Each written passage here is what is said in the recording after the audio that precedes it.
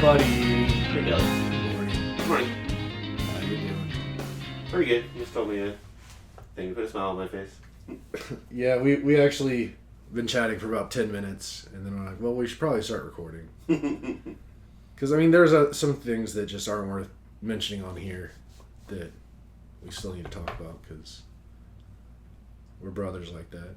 Yeah. We gotta talk about those things, but nonetheless, we're here. We're here for the audience. We're here for your entertainment purposes. Also, while you were talking, I famously, my hair is just like wild when I wake up.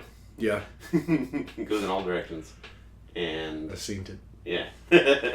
in the back, you got like a little thing poking up. I saw myself in the mirror, and I was like, I look like Nathan when he just woke up. Yeah, I was like, this is so cute.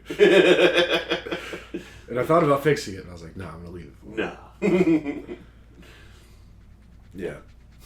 Jinx. We had a good time last night, I think. Mm-hmm. It was enjoyable, if not a little. I mean, stressful's not the word. What would be a good word for it? I don't know. I'll come back to it if I can think of it. But we Legoed. Is the semi-stressful situation around not having completed the Lego in one session? No, because at no point did I think that was possible once we determined when we were going to start it. Like, had we started at 2 or 3 in the afternoon, then we had a chance. But I knew there was no chance. It was just more like, once I get into that Lego mindset, it's like, I got to do the Lego. And, like, it's hard to focus on anything else. My brother, like, I was texting with my brother last night while we were doing it, and, like, I was replying every 45 minutes because I would just, like, forget about my phone and just be so hyper-focused. Jeremy burnt a pizza. Yeah. I mean, that's what Lego does to us. Lego, my Lego. Yeah. I enjoy it so much. But, yeah, we had a good time. Yesterday, I guess, was our first of 2 weekend Christmas season hangouts this year because I'm going to be out of town 2 of the next 4 weekends. So, doesn't mean there won't be a hangout without me, but just with me around. So that was fun. Yeah, I'll probably take Jared on a field trip while you're out. I support it. Keep him not bottled up. Go take him for a walk. Yeah. Give him some fresh air. There's a word for like when you give animals like a ball. I want to say like a developmental thing, but that's not quite it. Something play. I know what you're talking about. Words aren't our friend this morning. Yeah. We watched both Home Alone movies while we worked on 3,600 pieces. Mm-hmm. Piece Home Alone house. Lego set. That's the largest. I don't know of a larger Lego set than that. I'm sure they exist, but there's not many. I think the Death Star is presumably. But now just building this house and seeing all the little details that are going into it that you'll never see until you like open up pieces of it. I'm thinking of like the Death Star is like how many stupid little details are in that thing. Well, I don't know if you really looked at the box of the house, but like the house is like kind of modular, and you can like open up and display it open so you can see all the stuff inside. It's not just gonna get sealed in there like a pharaoh in a pyramid or something. Mm-hmm. Like you'll open it up and look in the attic and look in the bedrooms and all that fun stuff. Okay. It is adorable, like what details are included. So I was responsible for building the bad guy's van and then the roof. And putting together the van was fun because it was like it rolls, has an inside, there's like their loot is in there. And then in building the roof there was like a gumball machine, like a large gumball machine with like little Legos as gumballs, shake it. But then also like the battle plan of all the booby traps that he sets, and like a lamp that shines on that, and the one that pees his Pepsi is in there. Fuller? Yeah. I was trying to think of his real name, because he's the younger of the Culkin brothers, who's now like won an Oscar or something for something. I forgot what it was. But yeah. Word. Yeah. You had some details too. I mean, on the Lego, like I didn't have too many special details in what I was working on, because I was working on like the base of the whole house. Mm-hmm. So it was really just like structural and getting it set up. I wanted to wake up so much earlier today. Like, had I been able to time things right, like I would have been up at like 4 or 5 this morning, and I would have already gotten, like yesterday Jeremy and I started our Christmas decorations of the house. We've now gotten to the point where we have so much stuff. We could do it all in one day, but then it just, like, we did that last year, and I just hated it. Like, I just got so mad at it because it was just so much. Mm-hmm. Like, it took us like 5 or 6 hours to do the whole thing, like everything. And that's just a lot for one day. So, but going into yesterday, knowing that y'all were coming over for a Christmas hangout, we had to get some decorations going. And we basically were able to get everything up except for decorating the main real tree, like the 9-foot tall tree we got, and then putting up the other tree, the artificial tree we have that goes in the other part of the house. And probably knock those out today, but I wanted to knock out the artificial tree early this morning, and I also wanted to do some more Lego this morning, but again, I basically just had enough time I slept in because my body needed it, and had enough time to wake up, do my normal wake up routine, coffee, and chill and gather my thoughts and feelings on the day before you came over. Now we're here, but yeah, I don't know. I guess it kind of turned into a thing, maybe it hasn't always been a thing with us, but like at one point, with Jeremy and I at least specifically, it's become a thing during the Christmas season that we'll watch Home Alone and get cheese pizza in honor of Kevin McAllister needing cheese pizza in Home Alone, and we'll eat it while watching it. Mm-hmm. We've done that for a few years now, but I don't remember it move up to here. So, but I mean, it's kind of like, well, it's a bummer for me right now because like I really didn't want to do the whole thing yesterday because I'm on this whole like weight loss situation, and I just ate like crazy on Thanksgiving. Yeah. Because that happened this week, and it's like I don't want to do another, and then I'm going out of town next week, which I know I'm not going to eat great on. Yeah. And then I go out of town again to Vegas 2 weeks after that, and I know I'm not going to eat great there, and then it's Christmas. So it's like almost the whole month of December is going to be a wash for my weight loss. Like I'm just going to struggle to like not gain a ton. Holidays, baby. Which, I mean, it's just, it's a double-edged sword kind of situation because like I want to stay hard on the weight loss and keep going because I have real goal I'm trying to hit by the time Jeremy and I go on our Southern Caribbean cruise in March, which I'm going to have to really work for to get to. And I just hate that I'm going to have to give a whole month away, basically. Mm. But at the same time, I'll be super depressed if I don't let myself like enjoy the enjoyable times. Yeah. So, I'm just going to be fat for another month until I can get back on it. Did you pig out last night, or was it the same thing that me and Jerry are eating, but like less? Definitely ate less than Jeremy. I don't know if I ate less than you because probably fairly close to what you ate. I don't think I pigged out until I got to the pie portion of the evening. Mm-hmm.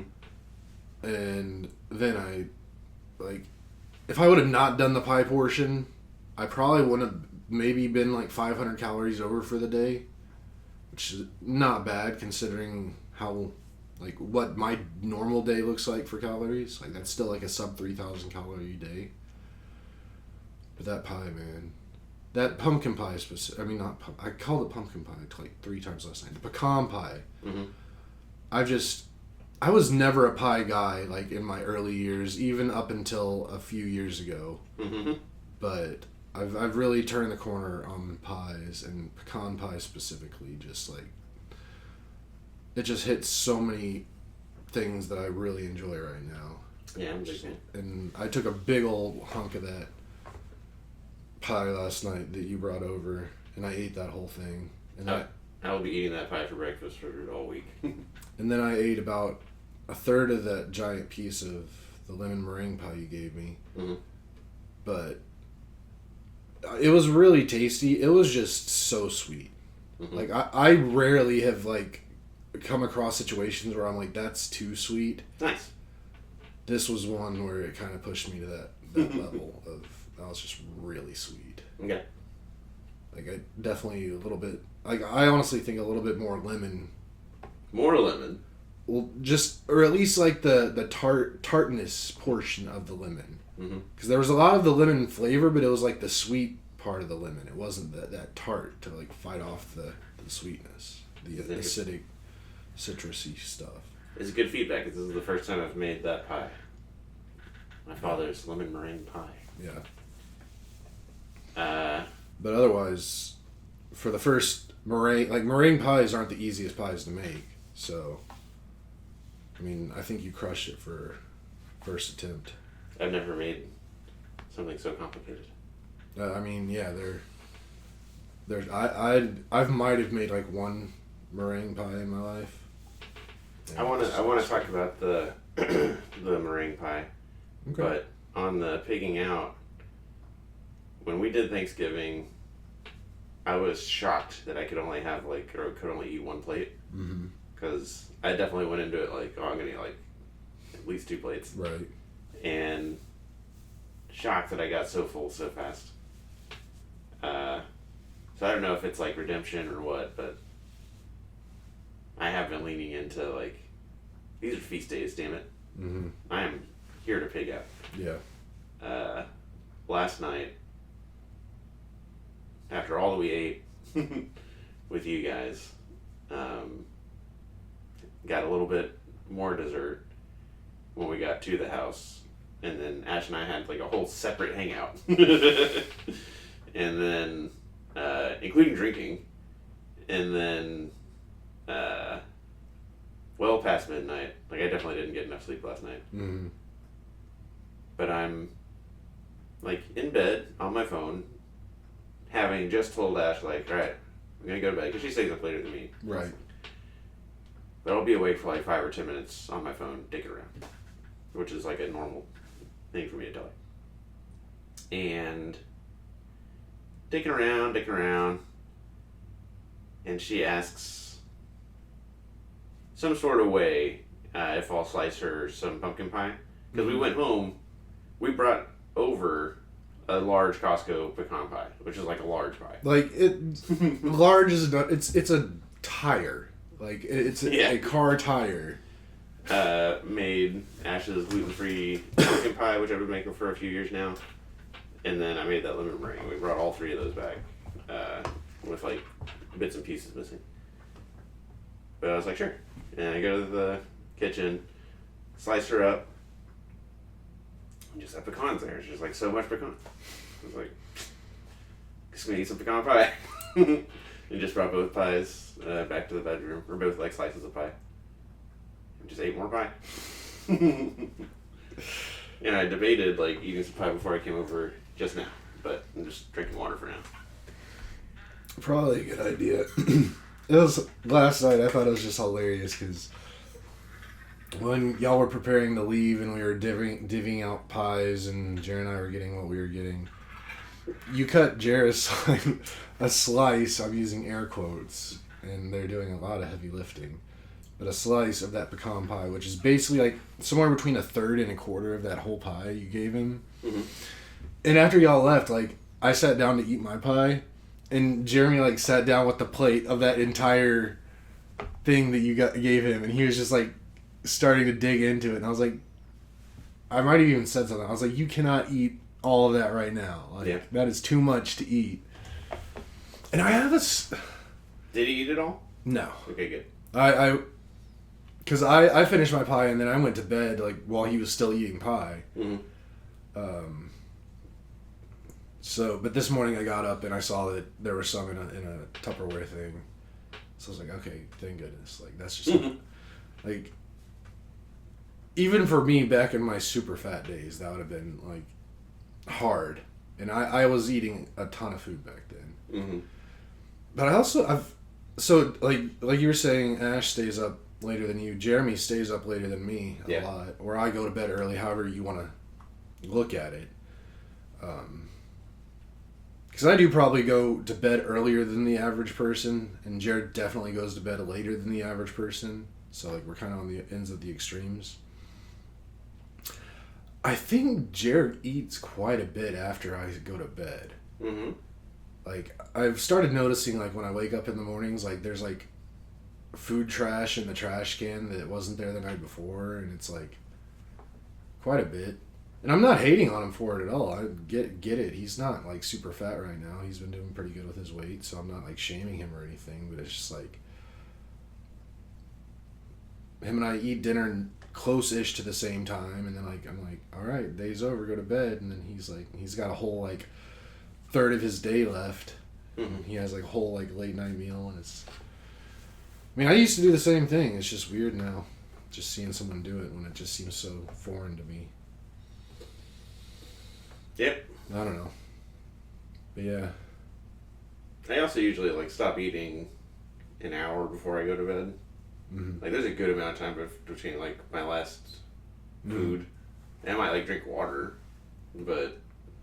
Like, usually I'm digging around for an hour after. I mean, on, like, a weekday especially, because I don't really eat dessert on a weekday. Mm-hmm. If I get a wild hair, I have, like, a bowl of cereal. But then usually, like, we eat dinner 8:30 to 9, Mm-hmm. and I go to bed at, like, 10:30. So, like, putting pie in my face... hitting actually the plate and then like falling asleep 5 minutes later. Yeah, that's pretty rare for me. I mean, it's luckily I've changed my ways to where that is rare for me too. Like now I usually eat dinner maybe around 8, and then I'm falling asleep probably 9:15, 9:30. Mm-hmm. So there's now at least some time in between me finish eating and going to sleep, whereas in for years and years it was like literally last bite of what I'm eating for the day within minutes of sleep. Mm-hmm. And I know that's not good. Yeah, I guess we used to do that, yeah. Just eat to the point of uncomfortability where it's like I have to go to sleep. Yeah. Ash has it figured out. Like I used to, I would still tell her like, she'll eat ice cream and then go to sleep. Mm-hmm. And I'm like, yeah, just a bunch of sugar and then do nothing about it. Just a bunch of sugar and then lay down. But she also is in the gym, like, every day. Yeah. And she's so much... Like, she weighs what she weighs, but so much of it is muscle. Right. Where it's just, like, constantly burning. I'd be curious as to what, like, her body fat percentage is. I think I know what it is, but I'm not going to say it on I mean, yeah, no. And I wouldn't even expect you to tell me. Like, okay. It'd be something that she would need to tell me. Like, I'd want to ask her and have her have the option to share or not share. She'll tell you in the next gym session. I assumed she would tell me, but I feel like that's something that I should hear from her. Do you know your body fat? Have you guys used the Omicron thing? No. I think my weight tells me something. Or my watch tells me something.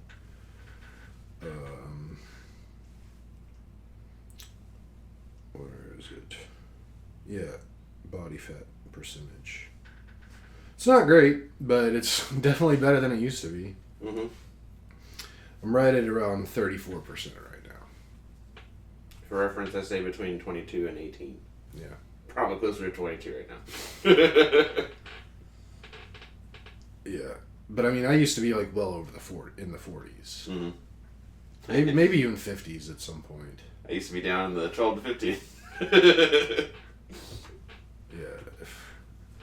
I mean, I'm just excited. Like, again, just getting excited about weight loss and stuff. Like I've definitely gotten out of the range of morbid obesity, and now I'm in just the obese category. But I'm really not that far from moving into the overweight category, and that's going to be an exciting day. I haven't been just overweight in a long, long time, and it's really funny. I'm getting close to getting lighter than my dad, and my dad's like shorter than you. My dad's like 5'6". He shouldn't be as big as he is. No, probably not. Like he's old too. He's like 73. Probably not very active. No. The opposite of active. He might walk 100 steps a day. That's almost no steps. Yeah.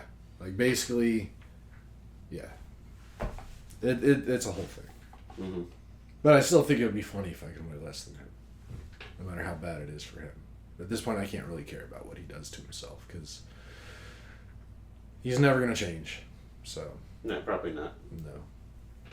That's something I've tried to been getting to come to terms with more, is that like just realizing that some people just are never going to change. Like my brother's never going to change. My dad's never going to change.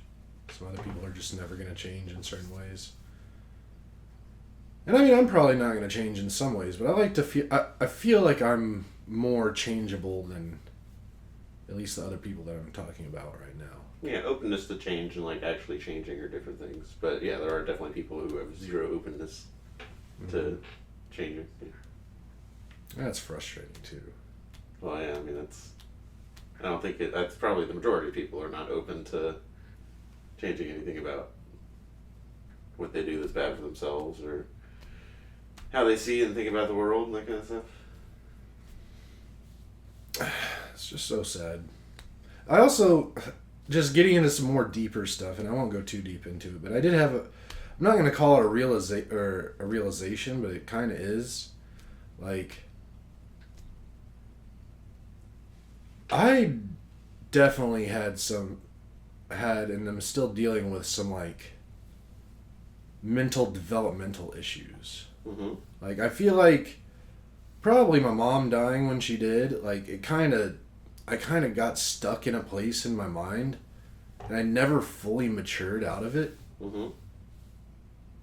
And, like, I'm just now to the point where I'm realizing that I'm starting to, like, get past a lot of that, but, like, just the whole turning 40, it's like, bro, I haven't accomplished what, like, 25-year-olds have accomplished at this point.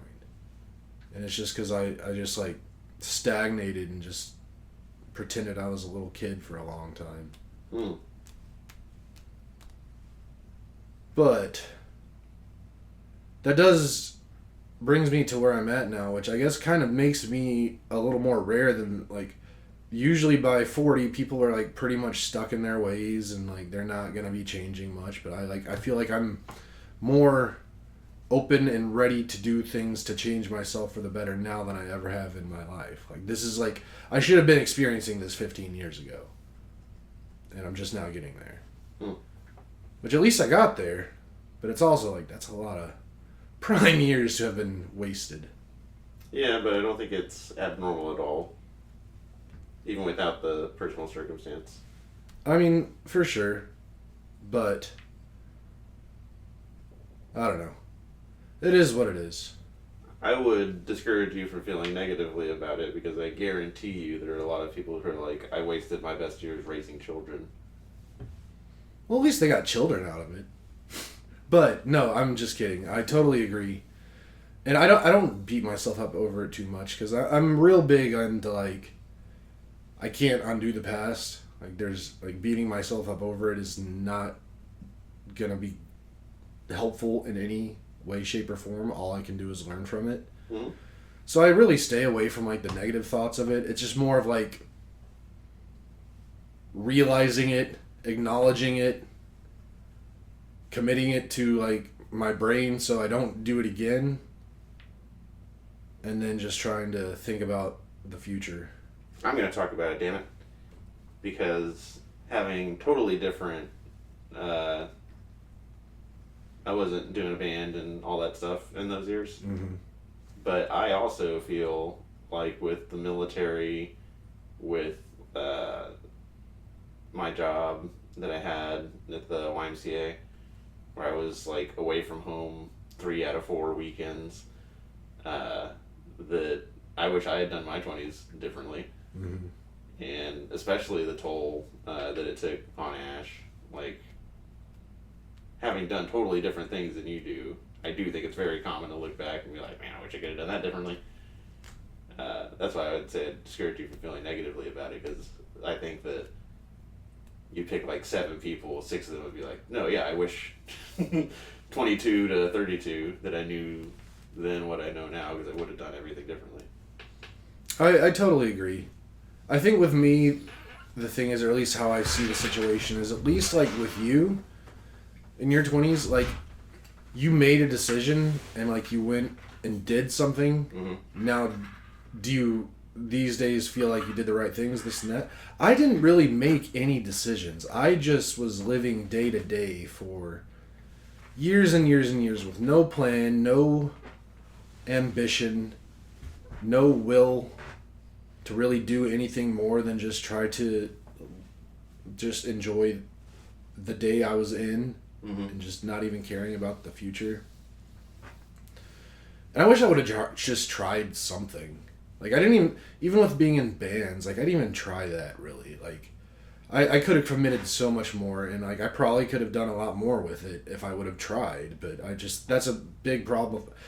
And that's something that goes back to, I think a lot of people experience this, too. Like, the kids that, like, when you're young and you're identified as, like, gifted, and, you're just told you're, like, one of the smartest your whole life and stuff, you kind of get to a point where, like, I don't have to try, because I can just kind of easily get through. For the level that I do try without trying, people will...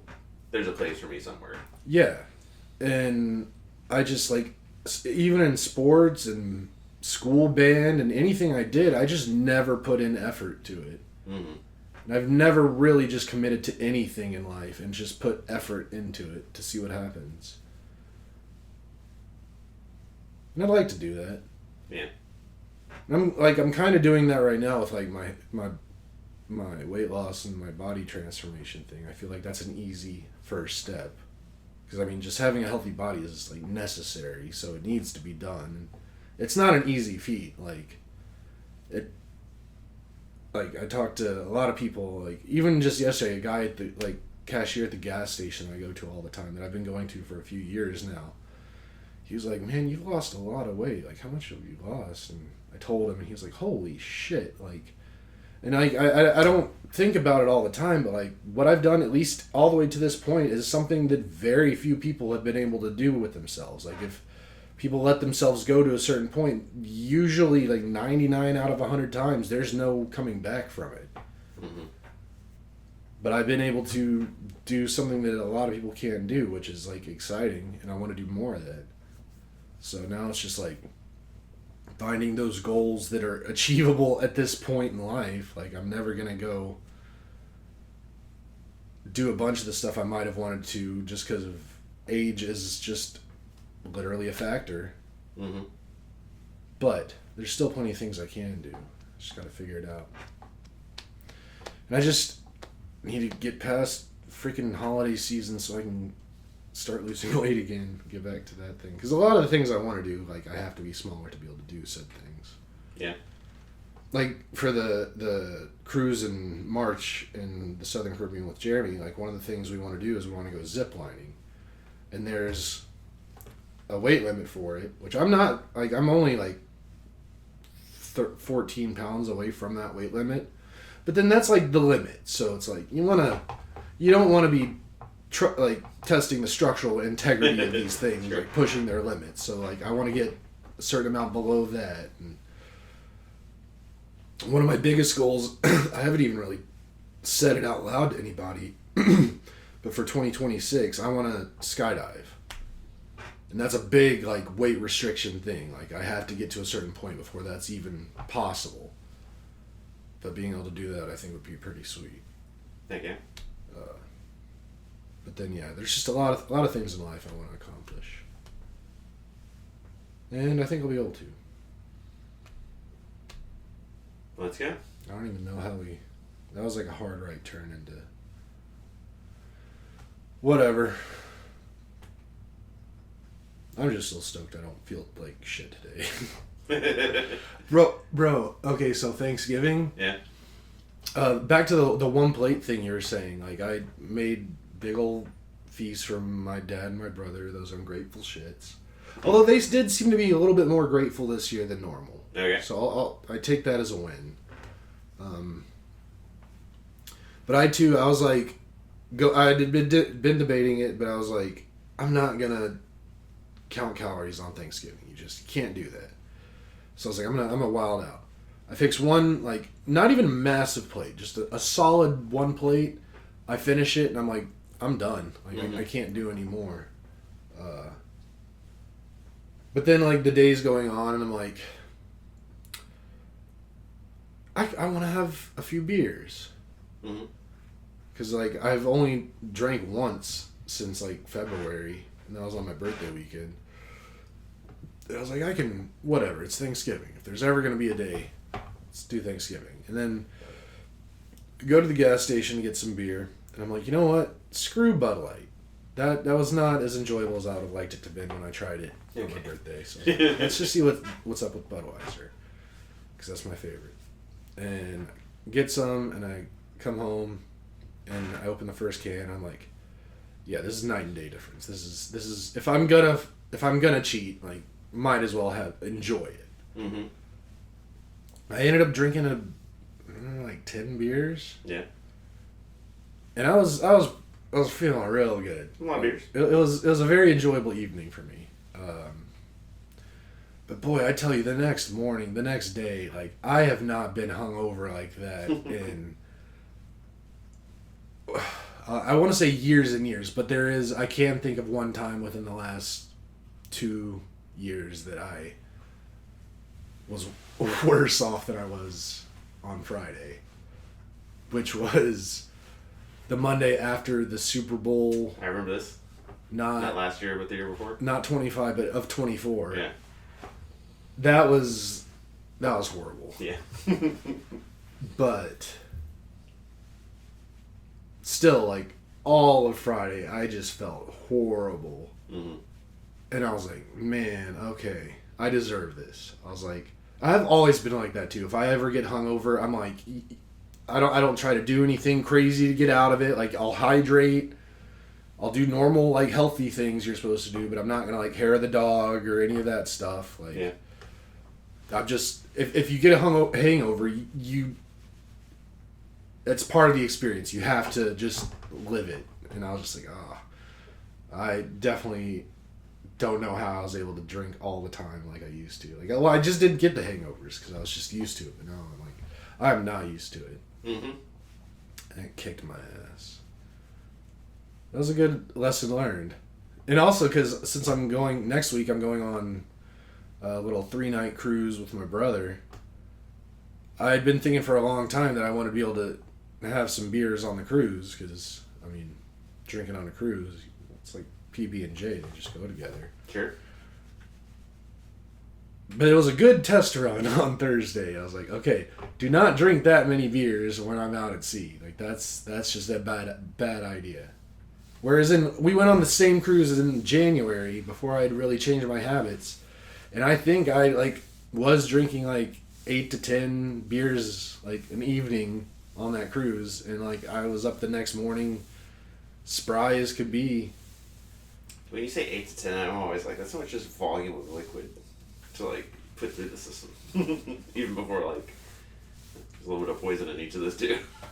I mean, maybe it's just the fact that I'm just volumetrically a much bigger person. There's just more space for that liquid to go. But even now, like, back in my heyday, like, whenever I could really drink, I could put down like 20 beers in a night. And, like, that would be pushing it, but I wouldn't really be too worse off. But, like, now I would explode if I tried to put that much liquid in me. Because I don't have the volume anymore to hold all the liquid. But it's just also silly, because, like, I know I'm not gaining, like, actual fat, like, weight from, like, when I drank on Thursday or like even on my birthday.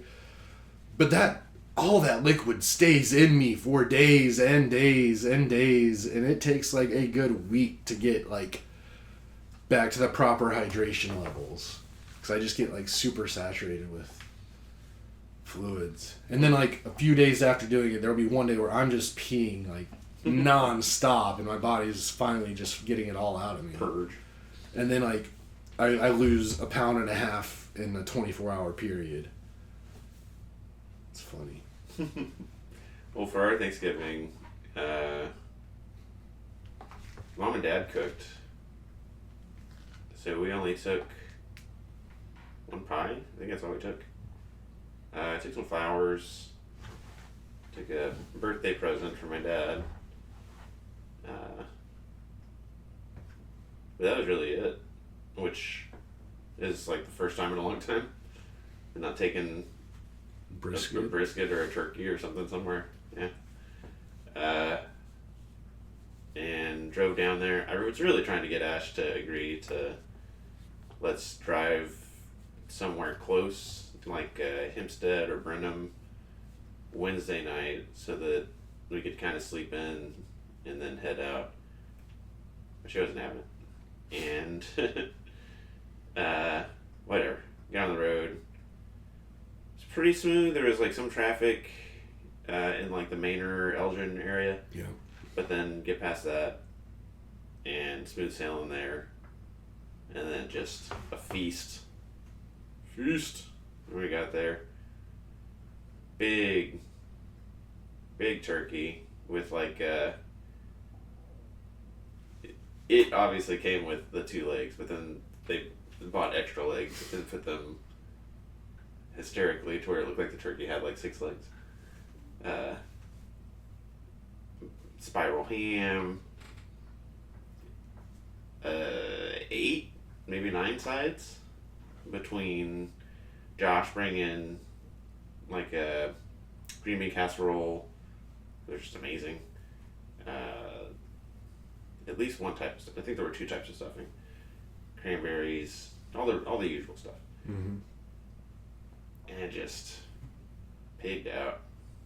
I sent a picture of the plate, and they're not like regular round plates, or the big like oval plates. Yeah. But so it's like Mom, Dad, me, Ash, Josh, and his long-term girlfriend bought a house together. Melissa. Not supposed to call her just Mel. Supposed to go with the full Melissa. And I've known numerous Melissas in my life. I've never known any of them to go by Mel. right? Anyways. And then my grandma, my mom's mom, and love seeing her. She was on the couch, just chatting it up, and walking's not her best thing anymore. So she'll like lounge, kind of like hedonist bot or whatever. Yeah. She does that, and just like out the gate chit chatting, she's like, she said her age, and she's like, and I want to make it to this age. And I was like, well, by then you almost be old enough to be president. And she loved that. That was our little joke. But I've said this to my mom and to my parents, but like, I may have even said it on here before, but Grandma Betty is, you know how you can see your handwriting and you're like, oh, that's like my dad's handwriting. Or like you can, there's certain traits about yourself that you can like pinpoint to your mom or dad. Mm-hmm. I think that the lens with which through I view the world emotionally, like she's told me stories about her growing up and things that she's done, and they make like total sense to me. I think that we have like very similar temperaments, and specifically like emotionally and how we feel about things. Mm-hmm. I always love seeing my grandma. And my brother James.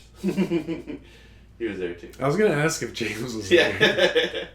I was thinking of all the people I hugged, and I was like, I'm missing one. Classic youngest sibling afterthought. We all sat in the living room for a while watching like a game show thing and having a good time talking about that. And then we had, the meal in the living room. Stories were told. Things were revealed that can't be unrevealed. That out of sheer psychological need to tell somebody I told you earlier. Yeah. But also just out of, I can't.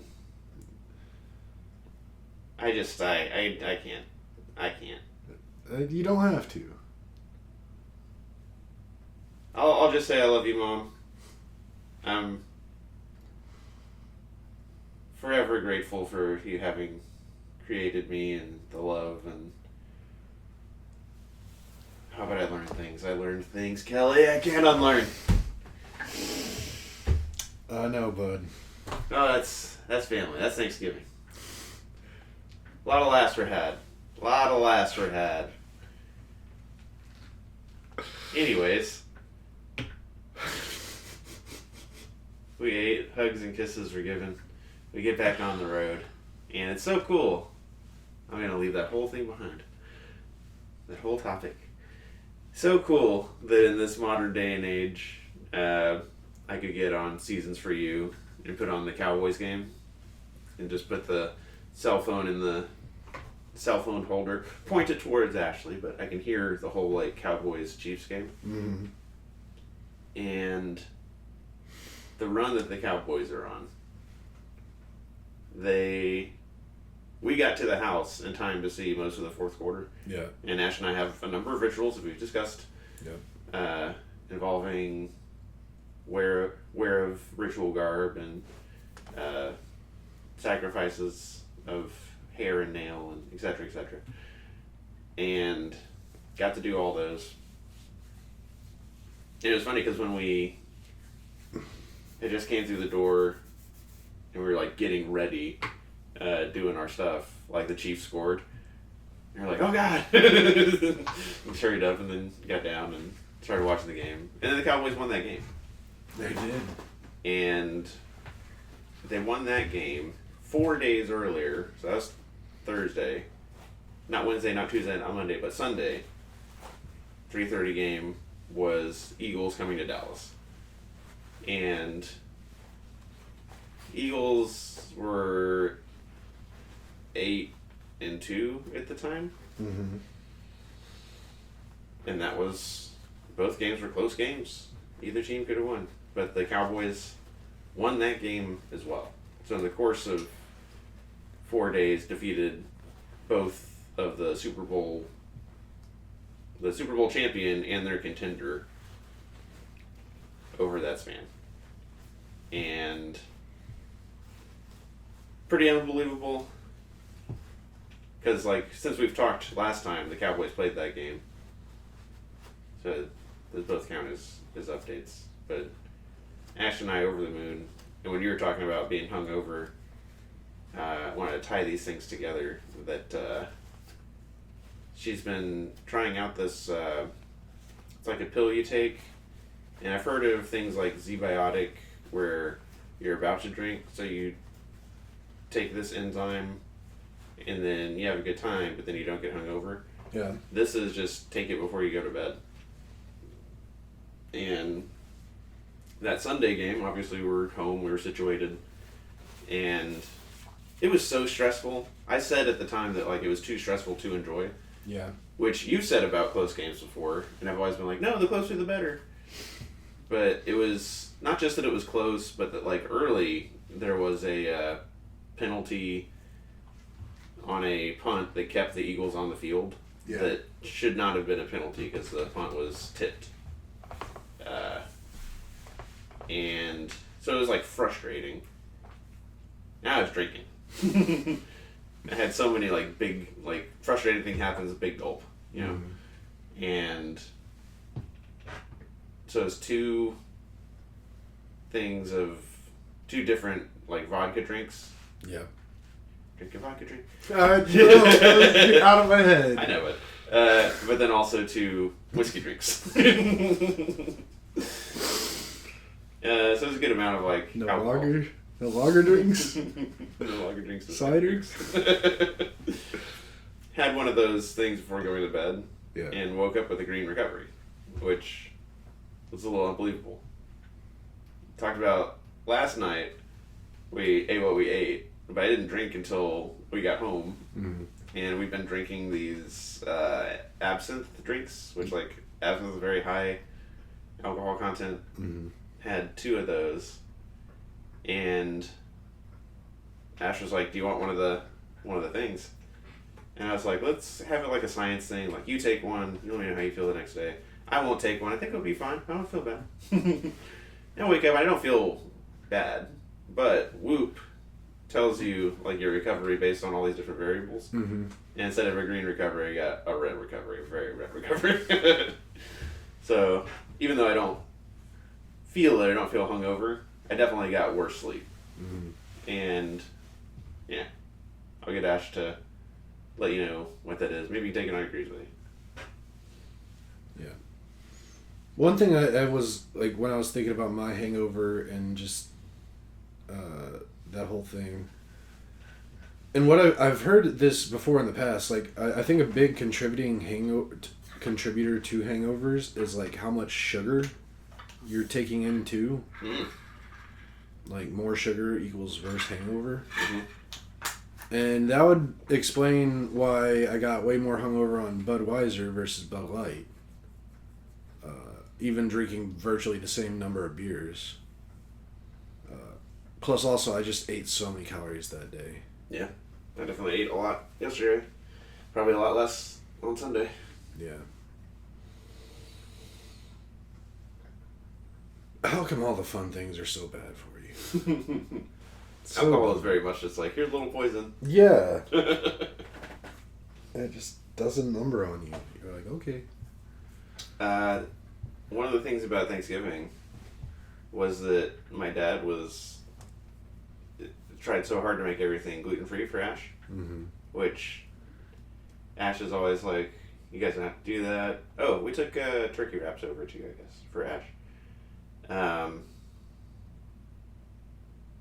But they did a great job like preparing everything gluten-free that could be. So she got to like eat. And then the lemon meringue pie that my dad makes is famous to me. That's my favorite pie. And I don't know, I guess in childhood or through the years I've seen him working on it. But so Ash like tries it, loves it. And it's basically like you gotta try and make this. So I look up some recipes and I tell Dad that I'm gonna, like in text, that I'm gonna give it a shot. And I tell him that I'm gonna look up stuff and that like I'll call him on Sunday and we'll compare notes.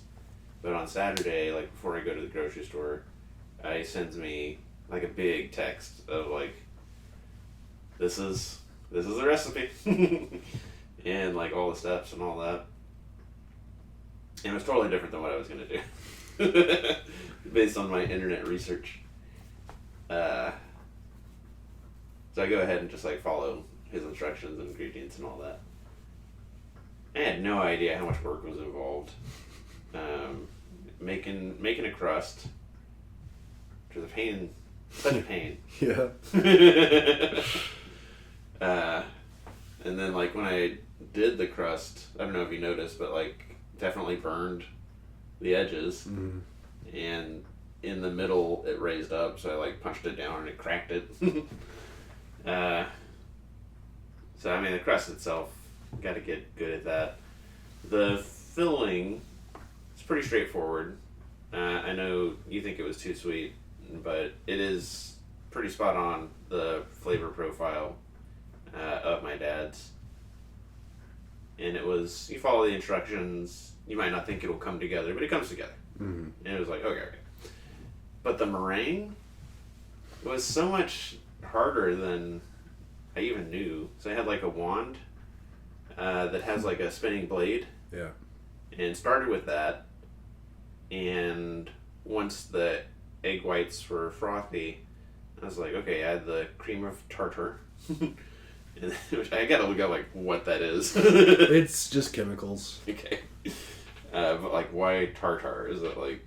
Bro, when I first learned about it, and I was like, that's disgusting. You're using tartar sauce in baking, but they're not tartar sauce in... But is it because of like tartars and tartary? I think it's part of the chemical name for something. Okay. I mean, I'll look it up. You add that, and then when I added the sugar, it was just like watery. And it's like, why is this watery? So I started like Googling that, and it's like, we probably added the sugar too soon. And watched like 3 or 4 meringue videos. And in my dad's instructions, it's like, make the meringue while the filling is boiling. And I'm like, there's no way. Because it's already taken so long with like one failed experiment. Throw away the first thing of whites entirely, because one of the things that if you add too much sugar too fast, that it'll break it down. So I was like, okay, that's probably what I did. 3 new eggs. And I'm still trying with this wand thing, but like all the videos have like either the mixers, or like the handheld with your standard like cake spinning thing. Mm-hmm. Some guy had a wand, but it had like a whisk attachment. It wasn't like my spinning blade thing. So I was like, all right, go find where like the handhold regular like old school cake mixing thing is, and I start using that, and it's definitely making the egg whites fluff up more. And I just stand there for like 10 minutes. At least. Yeah. And finally, they start to have like structure, because one of the instructions was that when you get like shape in it, it should stay, because if it makes a shape and then it like sinks back down, it's not ready. You gotta have peaks. Exactly. All the instructions talk about peaks. I'm like, okay, fine. So finally starting to see that. But the meringue was like a 15, 20 minute even thing. Because then I was scared to like add too much sugar too fast. Mm-hmm. So I did that like very slowly. Like I measured out the sugar and put it into a glass and was just like slowly. Yeah. Took a long, long time. And next time I'll probably use like 1 extra egg to get the amount of meringue I want. But yeah, I was taking pictures throughout the process. And when it finally finished, I sent like 6 of the in progress photos to Dad, and then 2 of the finished ones. And yeah, when he was like, the meringue looks like the meringue came out perfect, I was like, fuck yeah. I will say that if you do see yourself doing more meringues in the future, mm-hmm. it very well could be worth you getting a KitchenAid mixer. Mm-hmm. Because that's a game changer for making meringues. Because Mm-hmm. there's a whisk attachment you put on it, and you just put your stuff in the bowl, turn it on, and then you just kind of sit there. You can do other stuff, just check on it every once in a while, add your stuff slowly as you go, and it'll just do its thing until you get nice stiff peaks. And just really takes a lot of that manualness out of it. Very, very worth it for meringues. I guess I don't mind the manualness, because I assume that's what my dad's doing too, because I don't think they have a mixer. I know we didn't have a mixer growing up. But, yeah. I mean, there's a lot of things KitchenAids can do for you, and that's one of them. Like, mm-hmm. on all the videos and TV shows I've seen of people making meringues and stuff, like, all of them are using KitchenAids or some kind of mixer, like a stand mixer. Yeah. Because I don't know.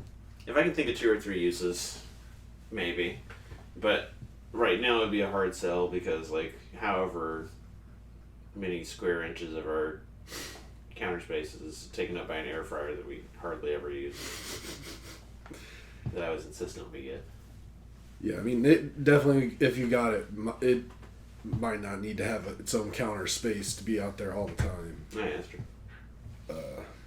But it is something good to have. And, like, KitchenAids last forever, so it's an investment. Mm-hmm. But yeah, that was fun Thanksgiving. Real glad the Cowboys won. Let me check my notes and see if there's anything else in here. But talking about adding to the kitchen, we are on a buying spree. We're going to buy a table that'll go behind the green couch.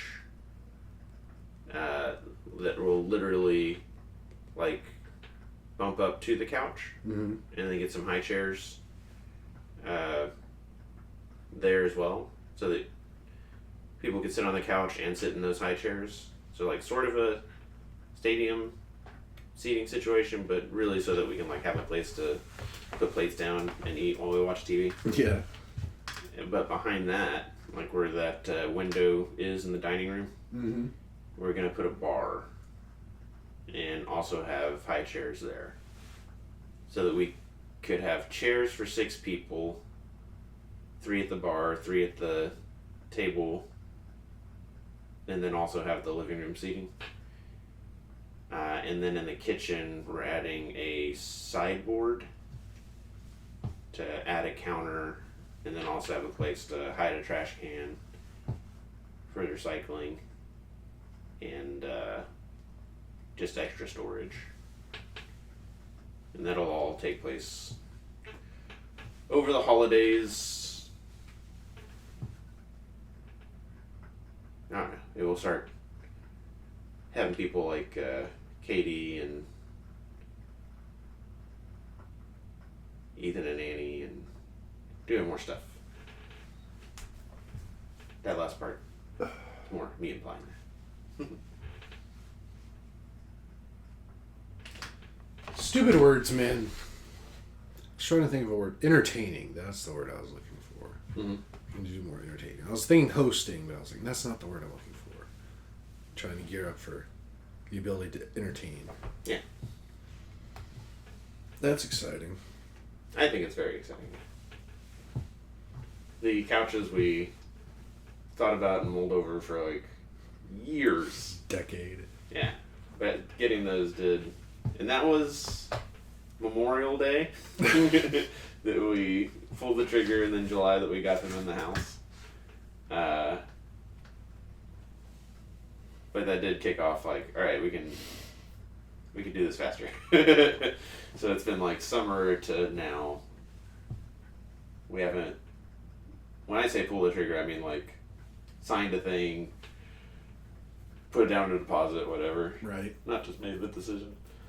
We made the decision to get the things, and then like what configuration, we're locked in, and now it's just actually buying them.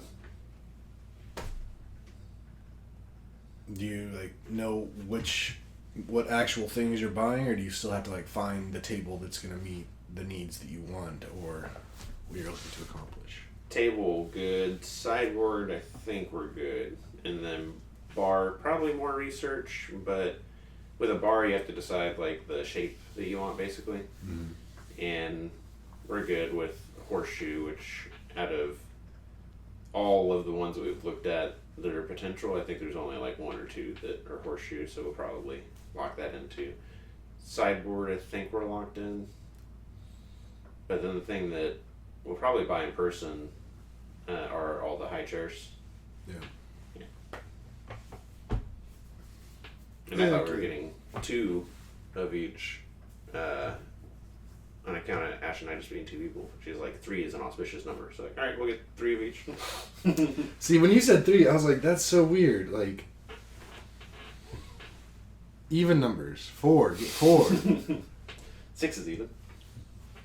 Six would be great. But 3. Because, like, what if you have 2 people over? Then one person's just can't be there. Yeah. I don't know. Whatever. Y'all know what you're doing. Y'all do you. I just thought it was silly. That's what's up. Yep. How far are we?